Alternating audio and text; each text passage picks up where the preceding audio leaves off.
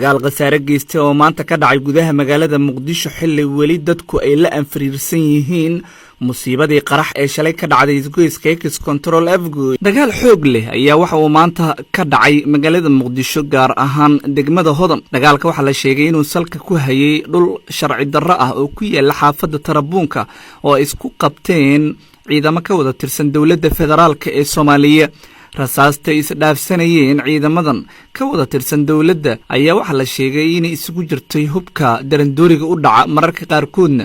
waxa la maqlayay jug waaweyn qaabeeleed ayay u abaabulnaayeen ciidamada dagaalamay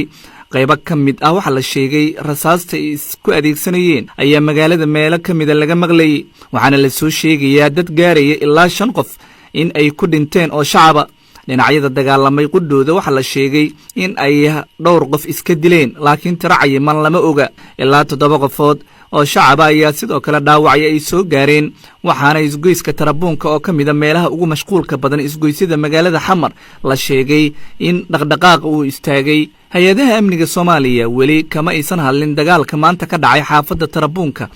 ee uu ku dhaxmaray ciidamo ka wada tirsan dawladda federaalka una abaabulna habbeeleed ma ahan markii ugu horeysay oo ciidamo ka tirsan kuwa dawladda federaalka ay ku dagaalamaan gudaha magaalada Muqdisho gaar ahaan isgoyska Tarabuunka iyadoona dagaalada ay soo laabteen isqabqabsiga dhulalka la xiriira ee ka dhaca degmada Hodan